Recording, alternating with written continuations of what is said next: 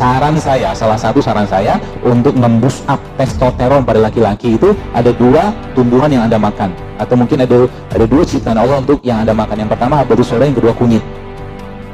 Itu dibikin, ya, ibu-ibu bikinnya bapaknya habatus sauda sama kunyit. Kunyit di slice, dipotong-potong gitu, kasih air panas, buka kapsul habatus sauda, masukin ke situ, kasih madu. Itu insya Allah akan memboost up testosteronnya, membuat testosteronnya membaik kembali lah. Ditambah lagi dengan apa? Ditambah lagi dengan puasa. Bagusnya, yang pernah saya baca ada seorang profesor mengatakan kalau laki-laki itu mau memboost up itu maksudnya menaikkan kadar testosteronnya, puasanya 24 jam. Puasa 24 jam ini maksudnya apa? Makan. Kita puasa sunnah biasa aja, oke? Tapi dia nggak makan, yang dia minum aja air putih, teh hijau, kopi pahit. Nggak ada masuk kalori di situ.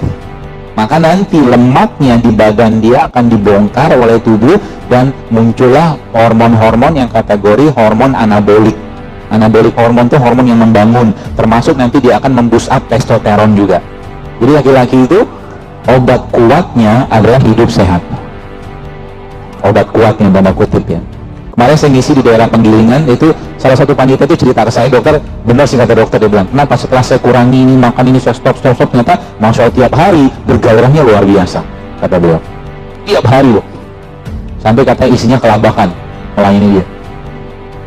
Ibu-ibu, ya, kalau Anda mau bisa melayani suami dengan baik, salah satu caranya adalah khitan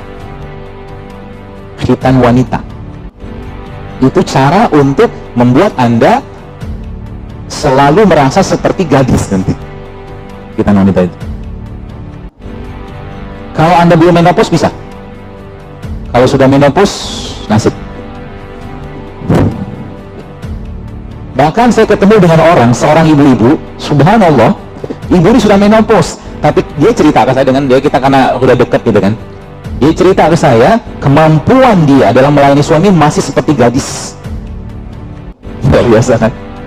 Ya nggak kayak orang zaman sekarang, karena kebanyakan tepung, kebanyakan gula, kebanyakan lemak. Yang laki-laki ketika melayani istrinya, baru sebentar mulai, udah bang. Gitu, nggak boleh gitu. Karena itu bagian dari sedekah. Ya Bapak ya. Jadi kalau minum zam-zam nanti minta sama Allah, ya Allah, jadikan zam-zam yang kuminum ini bisa menguatkan ya diriku untuk melayani istriku lebih baik. Oh gitu, keren doanya. Ya minum zam-zam tak rezeki, bodoh itu doang, nggak ada perubahan. Ulama-ulama jadul kalau minum zam-zam mereka mintanya apa? Salah satu ulama, saya lupa nama saya, tapi dia katakan kalau dia minum zam-zam dia minta sama Allah, semoga dengan zam-zam yang ku minum ini, dia bilang, engkau menghilangkan dahagaku di padang mahsyar. Jauh banget ke depan mintanya. Ya beberapa ulama-ulama itu ketika minum zam-zam mintanya apa? Ya Allah, mudahkan hafalan Quranku, jadikan aku ulamanya umat, matikan aku dalam husnul khotimah. Karena zam-zam seperti apa yang kita niatkan gitu loh. Apalagi kalau mau detox dengan menggunakan 2 tumbuhan itu, zam-zam sama kurma. Nabi pernah mencontohkan dalam 1 bulan ya, Rasulullah SAW hanya makan kurma sama zam-zam. Ya, makan kurma sama minum zam-zam. Itu detox yang paling baik. Zam-zam secara sifatnya alkali, basah, dan memang gen-gennya kita itu, ikatan gen itu pada alkali semua. Kurma mengandung kalium, mengandung kalsium, mengandung magnesium, dan mineral-mineral basah yang lain.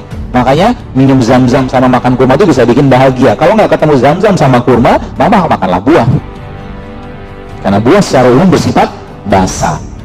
Kenapa saya ceritanya basah? Kenapa saya cerita alkali? Karena waktu kita masih bayi zaman dulu 0 sampai 6 bulan kita minumnya apa? ASI. ASI itu kalau Bapak Ibu sekalian pernah cek pH-nya, pH ASI itu 8 loh. Sama kayak zam-zam. pH ASI itu kalau dicek itu 8,2 kalau saya pernah cek itu. Teman bukan saya. Jadi sama kayak air zam-zam. Jadi kalau mau sehat maka ya bukan minum ASI sih. Kalau mau sehat maka minumlah air seperti ASI atau air zam-zam. Kalau nggak ketemu ASI atau zam-zam, mama akan makanlah buah. Ya. Kurangi makan daging mulai sekarang. Daging boleh kita makan tiap hari. Kalau saya sih tidak menyarankan. Ya. makan daging ya tiap hari kalau saran saya. Karena dalam daging itu ada namanya nitrosamin. Nitrosamin itu kalau masuk ke tubuh kita dengan pengolahan pencernaan kita itu lama-lama dia akan memicu. Jadi orang yang banyak makan daging ya, terutama daging-daging hewan darat, ya potensi mereka untuk kena kanker lebih besar. Buah-buahan, sayur-sayuran juga mengandung nitrosamin, tapi reaksinya ketika masuk di badan itu beda. Makanya hewan-hewan buas, kalau mereka, yang saya baca dalam sebuah buku, kalau mereka memangsa hewan-hewan herbivora, yang mereka makan pertama kali apa? Bagian perutnya. Dia butuh enzimnya. Bahkan harimau itu setiap tahun katanya ada ritual dia makan rumput. Pernah saya dapatkan video itu, jadi harimau itu 1 tahun sekali makan rumput. Gitu. Manusia ya, jadi kalau mau mengurangi resiko kanker, Anda tidak akan dapatkan antioksidan pada daging, nggak dapat. Saya tidak mengajarkan Anda vegetarian ya, karena Islam tidak vegetarian, karena Nabi makan daging ya. Tidak, saya pun tidak makan daging ya. Tapi kalau imbangan antara daging yang mungkin kalau boleh saya kasih komposisi atau perbandingan ya, dominans sayur sama buah daripada dagingnya gitu. Maka nanti apa yang terjadi? Tubuh akan memperbaiki diri, apalagi tambah dengan 4 hal ini. Coba dalam 1 hari, 5 lah, bukan 4, 5 hal ini ada. 5 hal ini dulu sekalian, usahakan ada dalam makanan Anda tiap hari. Yang pertama, asam amino. Asam amino itu contohnya apa? Tadi kan madu, kurma, asam amino. Yang kedua apa? Probiotik. Ya, nanti probiotik ini Tabib Roji ini sahabat saya, nanti beliau mungkin sedikit banyak akan cerita apa manfaatnya buat anak-anak. Ya, beliau ini masya Allah ya, Allah juga kasih ilmu untuk beliau ya, dan beberapa kali juga teman-teman yang di Bogor kadang-kadang kalau butuh konsultasi atau butuh intensif perawatan saya arahkan ke beliau ya. Kalau saya arahkan biasanya saya tidak sembarangan ya, karena urusan kesehatan itu harus ada orang yang kompeten menjawabnya, nggak bisa sembarangan ya. Makanya kemarin saya sempat posting ada 1 akun ya, di Facebook itu yang ada chat konsultasi ini siapa, ini saya nggak tahu siapa. Bahkan tadi saya lihat lagi, saya tidak ada membuat satupun aplikasi di Play Store. Gak ada. Sekarang sudah ada masalahnya aplikasinya, JSR apalah gitu kan, macam-macam. Laku banget dulu, akbar sekarang lagi laku ya udah jadi kebaikan ya. Tapi semua itu ada adabnya juga kan. Kalau bahasa Jawa itu nggak ungguhnya gitu kan, nyun sewunya gitu loh. Probiotik. Pertama tadi apa? Asam amino. Asam amino dari mana? Nanti tinggal browsing. Banyak sumber asam amino di sekitar kita. Ada madu, ada kurma, ada air kelapa. Juga asam amino. Ya, seminggu sekali ibu-ibu sekalian coba minum air kelapa. Air kelapanya di blender sama kurma. Termasuk kalau Anda ibu-ibu nih, kalau Anda, saya nggak tahu, sebaiknya sih saran saya, sebaiknya kurangilah masak yang bersantan yang dipanaskan. Jadi santannya, jadi saya suka kari, tapi kalau saya bikin kari sekarang saya requestnya jangan pakai santan, karena kari itu penuh dengan bumbu ya. Itu sebabnya kalau Anda perhatikan yang di tulisan saya terakhir yang tentang testimoni hamil itu, saya tidak ada jualan produk di sana. Yang saya mau angkat itu adalah mari kita kembali ke ciptaannya Allah, itu aja sebenarnya. Yang diminum mereka apa? Detox rahim. Kadang saya juga lupa detox rahim itu apa. Oh, banyak banget postingan, ada kayu manis, ada apalagi ketumbar, macam-macam, nanti tinggal dibaca. Rata-rata yang mereka minum sebagian besar mengandung apa? Kunyit ya. Jadi rata-rata ketika mereka menyetop makanan-makanan yang nggak sehat, mulai kembali sama Allah dalam bentuk ibadah, tahajud, puasa, bekam, Allah kasih dengan mudah. Ada yang 7 tahun, 10, kemarin pernah ketemu 20 tahun coba. Bahkan waktu saya kemarin sempat haji itu, subhanallah, ada seorang yang datang ke saya, coba cerita, itu dokternya bilang dia nggak bisa hamil. Nggak bisa hamil kata dokternya, dokter di Jordan. Terus qadarullah akhirnya beliau sempat lihat akun saya Instagram gitu kan, mulai dipraktekkan segala macam, akhirnya praktek kayak begitu, akhirnya lupa sama penyakitnya. Orangnya jadi happy kan, bahagia, syukur, sekarang kalau mau dikasih kasih aja, akhirnya Allah kasih karena hatinya sudah tenang. Gimana mau dikasih? PCO itu sel ovumnya nggak matang. Mau matang kayak gimana, atau mau dibuahin kayak mana sama sperma kalau sel ovumnya nggak matang? Kenapa nggak matang? Karena cemas, karena stres, Wanita-wanita zaman sekarang, anak perempuan zaman, terutama anak-anak perempuan, coba lihat. Sebagian besar kelas 4 SD sekarang sudah mens. Betul? Semua makanan yang tidak sehat, yang mengalami pengolahan berlebihan, yang ditambahkan dengan bahan-bahan sintetik, pasti akan menyebabkan elektron dalam tubuh kita itu lepas satu, yang kita kenal dengan radikal bebas. Oke, 5 menit lagi ya. Probiotik. Yang pertama tidak asam amino, yang kedua probiotik, yang ketiga apa? Prebiotik. Prebiotik itu apa? Kalau probiotik, biotik yang baik, bakteri yang baik. Oke. Contoh tadi kayak tempe, kimchi, asinan, kan probiotik tuh. Atau miso mungkin kalau orang Korea atau Jepang. Prebiotik contohnya apa ya? Sayuran, buah-buahan. Jadi kalau teman-teman Anda bikin tempe tadi itu, maka coba bikin juga sayur, supaya bakterinya yang ada pada probiotik tadi bisa tumbuh. Sebenarnya begitu. Jadi bakterinya tadi bisa berkembang biak lagi dengan makanan. Makanan dia siapa? Prebiotik. Termasuk madu itu juga prebiotik. Itu yang ketiga. Yang keempat apa? Yang keempat, rempah.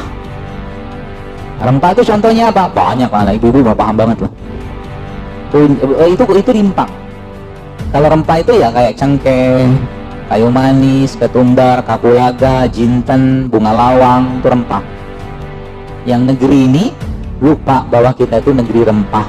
Yang kita lupa 350 tahun kita dijajah, yang diambil itu. Sehingga zaman sekarang manusia yang hidup di bumi Indonesia ini lupa dengan rempahnya. Yang dimakan hanya sebagian besar rasa. Maka kalau boleh saya minta kepada ibu-ibu di rumah Anda kutip ya, haram ada penyedap rasa. Anda kutip. Rasa itu kita bisa buat bawang merah, bawang putih, kurma, garam, lada hitam, bisa bikin rasa kok. Nggak perlu penyedap rasa ya, monosodium glutamat itu nggak perlu. Itu prebiotik ya. Jadi kalau sekarang pola teori ini bersejarah, Anda mulai praktekkan, ditambah dengan tadi terakhir tadi kita bahas, ditambah tadi dengan apa tadi? Dengan polanya. Kalau bahasa saya itu aplikasi tanda kutip Islamnya, ya itu dengan apa? Sholat malam, sholat duha, sholat tahajud tadi, atau mungkin puasa. Besar kemungkinan kita akan sehat. Besar kemungkinan. Nanti mensnya lama-lama akan diperbaiki. Coba lihat. Saya kemarin tuh saya sempat takjub baca komen-komen di akun saya itu. Subhanallah, ada yang dia cerita kalau nyeri, kalau menstruasi itu datang kayak orang apa, dia menjerit-jerit sakitnya luar biasa. Ternyata ketika tepungnya dikurangi, dia makan kunyit, dia minum serai, dia minum jeruk nipis, selesai. Sesimpel itu coba. Karena nggak mungkin Allah tinggalkan kita ya, untuk menyembahnya di muka bumi ini kalau Allah tidak menyiapkan sarana prasarananya gitu loh.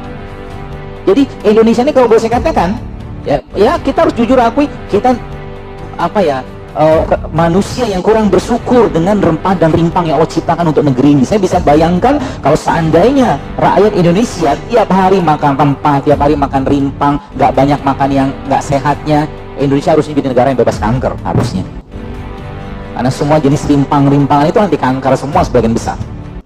Bagi tambah dengan rempah. Kita cerita diabetes, kurang kuat apa kayu manis untuk menurunkan gula darah? Kayu manis itu kuat sekali. Makanya bagi Anda yang infus ya, infus water pakai kayu manis, hati-hati. Ada potensi untuk hipoglikemik. Hipoglikemik itu gulanya turun. Kalau hipoglikemik maka keliengan. Buah-buahan, kalau Anda ngimpus buah-buahan, hati-hati karena buah-buahan itu cenderungnya dingin. Nanti kalau cenderungan dingin, kebanyakan dingin, nggak dapat panasnya, maka tubuh akan dingin, akhirnya apa? Tensinya turun. Tensi turun, keliengan juga. Maka sering saya sampaikan, lebih baik diselang-seling. Rempah, rimpang, sayur, buah, rempah, rimpang, dikit-dikit aja, nggak usah banyak-banyak gitu loh. Ya. Boleh Anda seduh atau boleh Anda infus kayak begitu. Prebiotik. Jadi tadi apa? Pertama asam amino, yang kedua probiotik, prebiotik, rempah, terakhir rimpang. Rimpang itu apa? Rimpang itu tumbuhan yang batangnya ada di tanah. Itu definisinya lah. Nanti lihat di dalam kurang halus nggak saya itu. Jadi rempah itu Nah, rimpang itu adalah tumbuhan yang dia punya batang, tumbuhnya dalam tanah. Yang ada di atas sampai daunnya kan. Kalau kita lihat kayak kunyit gitu kan. Disitulah sebenarnya, kalau bahasa saya menggunakan pepatah, di mana bumi dipijak di situ langit dijunjung. Indonesia itu kaya dengan itu. Apalagi kalau Anda dapatkan rimpang-rimpang yang tumbuhnya di bawah kaki-kaki gunung aktif. Itu kandungan gizinya itu jauh luar biasa, sekalian. Ya. Banyak kan, contohnya apa? Ya kunyit, ya jahe, ya lengkuas, ya kencur, ya temulawak, banyak banget. Ya, itulah obatnya kita. Makanya orang tua kita zaman dulu yang minum begituan awet, anaknya banyak, gampang melahirkan, gitu loh. Pagi-pagi mereka makan ubi rebus, singkong, kayak orang-orang Jawa Barat, orang Bogor ya lah, ya zaman dulu ya. Jahe, ya dia minum jahe, wedang, gitu-gitulah yang sederhana, gitu loh. Gak banyak minyak, gak banyak lemak, dari minyak-minyakan tadi gak banyak gula. Tehnya tawar, minumannya pagi-pagi, makanan pagi-pagi, makan makanan yang tanpa minyak, rebus-rebusan gitu. Terbukti kan, anaknya banyak, gampang lahiran. Nggak ada cerita episode menstruasi jerit-jerit karena kesakitan, mana ada ceritanya ibu kita zaman dulu, karena makanannya sehat, jadi makan gitu-gitu terus gitu kan. Jadi nggak ada ceritanya, ya nggak ada ceritanya. Jadi kalau Anda tanya sama saya, kunyit itu aman nggak? Kalau Anda tanya sama saya itu, ya tolong lihat, dari zaman dulu Indonesia kenal dengan jamu, adakah orang keracunan kunyit? Itu. Terus Anda lihat lagi, banyak nggak zaman sekarang orang keracunan atau alergi antibiotik? Pertanyaannya, yang menciptakan kunyit siapa? Yang menciptakan, bukan menciptakan, yang membuat antibiotik siapa? Manusia. Orang zaman sekarang mempertanyakan ciptaannya Allah. Ini masalah. Tapi dia nggak tanya betapa banyak kasus-kasus sekarang. Anda bisa dapatkan datanya kok, autoimun dipicu oleh obat-obatan. Saya bukan anti obat, pakailah kalau memang mendesak dan perlu. Tapi kalau tidak, kembalilah apa-apa yang Allah ciptakan, gitu loh. Karena kita makhluk ciptaannya Allah, kita bukan makhluk bikinan pabrik. Kalau Anda lagi batuk pilek, nggak perlu dekongestan, nggak perlu pseudoephedrine, jahe, kunyit, katakanlah mungkin bunga lawang, itu banyak sekali Bapak Ibu sekalian manfaatnya. Cengkeh, ya banyak sekali. Bahkan saya pernah bikin lagi flu gitu kan, ambil teh tubruk biasa gitu. Kalau pengen minum teh, masukin kapulaga, masukin bunga lawang, masukin cengkeh, masukin serai, minum, dekongestan juga, gitu loh. Ribet mungkin bagi sebagian orang, tapi orang kalau sudah merasakan seninya, lebih baik kayak begituan daripada minum pseudoephedrine yang jantungnya berdebar. Kan obat-obatan flu begitu, efek sampingnya. Bahkan barusan saya baca kemarin ada satu rilis penelitian, itu subhanallah, ternyata paracetamol yang dimakan oleh ibu-ibu dalam kondisi hamil, terus menerus banyak makan paracetamol, ternyata itu menjadi salah satu biang pemicunya anak autis. Paracetamol coba. Maka hati-hati dengan obat-obatan, bijak dengan obat-obatan. Kalau nggak perlu, jangan. Silakanlah tanya sama orang-orang farmasi itu, ya. Baik, nanti dibilangnya anti obat, bukan. Tapi mari kita bijak gitu loh. Kalau nggak penting jangan pakai. Maka mulai sekarang saran saya, jangan sering-sering cheating, supaya badannya lebih cepat menyerap ya produk-produk alami ketika sakit. Jadi lagi batuk pilek, lagi pusing, lagi demam, minum jahe, turun gitu loh. Nggak lama dibandingkan dengan orang yang memang hari-harinya nggak sehat badannya dengan makan-makan yang tidak sehat. Ini apa nih, madu? Oh, dibagi-bagi. Oh, buat saya. Ya. Oh ya, Masya Allah. Antum aja nanti deh. Baik. Ada waktu untuk tanya jawab 5 menit. Gak banyak. Ada satu resep sebenarnya kalau Bapak Ibu mau buat. Saya kemarin sempat mencoba diskusi dengan teman. Sepertinya ini akan menjadi salah satu resep ultimate-nya rimpang. Isinya jahe, kunyit. Jadi jahenya 1 bagian, kunyitnya setengah bagian, lengkuasnya 1/3 bagian, dikit aja, nggak usah banyak-banyak. Serainya 1/4 atau 1/5 bagian. Kebayang? Kalau saya mengatakan satu bagian, kalau jahenya 10 gram, maka kunyitnya 5 gram. Itu bahasanya. Jahenya satu bagian, kunyitnya setengah bagian, lengkuasnya sepertiga bagian, serehnya seperempat atau seperlima dikit aja. Kasih air panas biasa sampai dia keluar aromanya, nggak perlu mendidih. Lalu saring, tunggu agak hangat, lalu Anda peras jeruk nipis di situ. Setelah diperas jeruk nipis itu, Anda blender mereka tadi sama kurma, di blender. Ya. Ini kemarin sempat saya pikir-pikir ini kayak gitu kan, ala-ala saya aja, tanda kutip tuh kayak stem cell gitu loh. Dia bisa memperbaiki sel kita. Ya, karena ada asam aminonya komplit, ada jahenya, ada lengkuasnya, ada serai, ada komplit semua di situ.